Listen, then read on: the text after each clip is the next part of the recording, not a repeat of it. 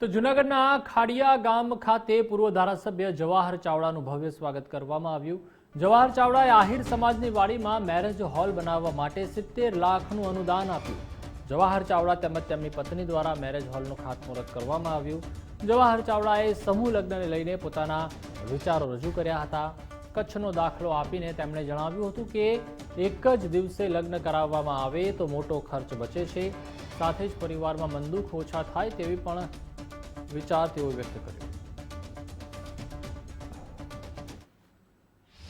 Doctor Subhash Ahir સમાજમાં એક marriage હોલના ખાત પ્રસંગ હોય આ તકે જવાહરભાઈ ચાવડા અને એનો પરિવાર બધો પધારેલો, એનું ભવ્યથી ભવ્ય સ્વાગત કરવામાં આવ્યું।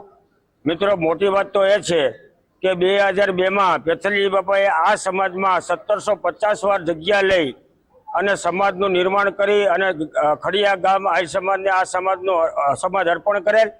ત્યારે આ સમાજ અમને બહુ મોટો લાગતો હતો, પણ બધાના વ્યવહારો વધતા આ સમાજમાં ખડિયા ગામનો દરેક સમાજ લાભ લે છે।